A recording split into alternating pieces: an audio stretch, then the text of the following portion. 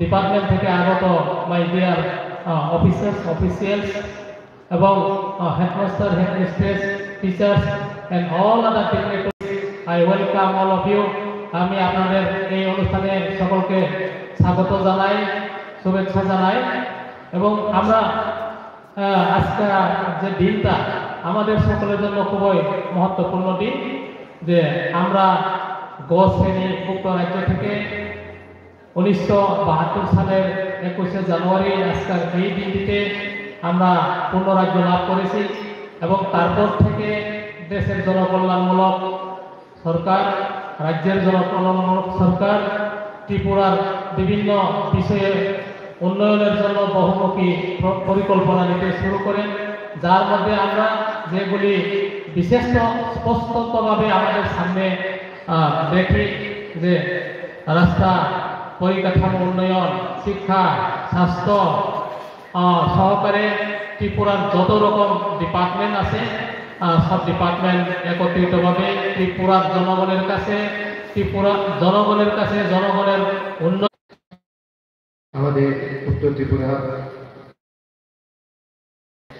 মাননীয় উদ্বোধক, মাননীয় অধ্যক্ষ ত্রিপুরা বিধানসভা শ্রী বিশ্ববন্ধু সেন মহোদয় উপস্থিত আছেন। আমাদের উত্তর ত্রিপুরা জেলা পরিষদের মাননীয় সভাধিপতি শ্রী ভবতোষ দাস মহোদয় উপস্থিত আছেন। মাননীয় চেয়ারপারসন ধর্মনগর পুর পরিষদ শ্রী প্রত্যুদে সরকার মহোদয় উপস্থিত। এসডিএম সাহেব ধর্মনগর শ্রী সমীর রঞ্জন নাথ আর ডিও সাহেব ও এখানে উপস্থিত শ্রী সমর চক্রবর্তী মহোদয় বিশিষ্ট সাংবাদিক এবং প্রবন্ধক, এখানে উপস্থিত বিভিন্ন স্কুল থেকে আগত প্রধান শিক্ষক শিক্ষিকাগণ, স্কুলের শিক্ষক শিক্ষিকাগণ, ছাত্রছাত্রীরা, আর এখানে উপস্থিত প্রিয় নাগরিকবৃন্দ। আমরা জানি যে আজকের এই দিনে 1972 সালে আমরা পূর্ণরাজ্য লাভ করেছি। যে ত্রিপুরা স্টেট আগে পার্ট সি স্টেটে যেটা ছিল, প্রথম যখন আমরা ভারতবর্ষে এই রাজ্যের সাথে যখন যোগদান করি, তারপর একটা পার্ট ক্যাটাগরি সি স্টেটে ছিল। তারপর আমরা আমাদের এই যে স্টেটাস, সেটা ইউনিয়ন টেরিটরি উইথ লেজিসলেচার। তারপর 1972 সালে সেটা পূর্ণ রাজ্য দিবস আমরা লাভ করি।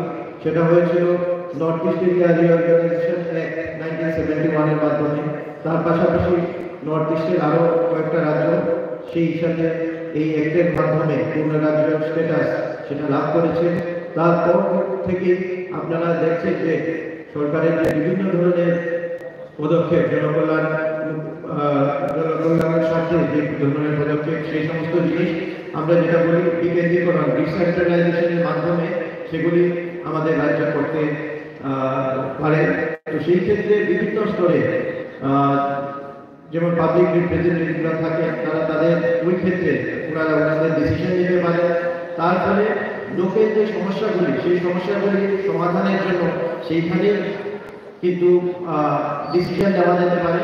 আর সেই সমস্ত জায়গায় সমস্যার সমাধান কি করলে বেটার হয়, সেটা ওই এরিয়ার মানুষই ভালোভাবে বুঝতে পারে। সেই কারণে যে বিভিন্ন ধরনের ডিসেন্ট্রালাইজেশনের কথা, বিকেন্দ্রীকরণের কথা, সেই সমস্ত কথা। তো সেই ক্ষেত্রে পূর্ণ রাজ্য স্ট্যাটাস পেলে যে বিভিন্ন ধরনের যে বেনিফিট হয়, একটা রাজ্য যাতে নিজের একটা ভিশন তৈরি করতে পারে, যেই লক্ষ্যে রাজ্যের সমস্ত জনগণের সাথে সরকার কাজ করতে পারে, যাতে বিভিন্ন দিকে যেমন ইনফ্রাস্ট্রাকচার হোক, হেলথ, এডুকেশন, সব কিছুতে ভালোভাবে প্ল্যান বানিয়ে আমরা যাতে আমাদের যে লক্ষ্য আমরা ঠিক করেছি, সেই লক্ষ্যে যাতে আমরা পৌঁছতে পারি, সেই ধরনের জিনিস একটা পূর্ণ রাজ্যের ক্ষেত্রে সম্ভব। তো সেই ক্ষেত্রে আপনারা দেখছেন যে সরকার বহুমুখী প্রকল্প হাতে নিয়েছে। আপনারা ইনফ্রাস্ট্রাকচার বলুন, এডুকেশন, হেলথ, বিভিন্ন সেক্টরে, সোশ্যাল ওয়েলফেয়ার, সোশ্যাল এডুকেশনের ক্ষেত্রে বিভিন্ন দিকে কাজ চলছে।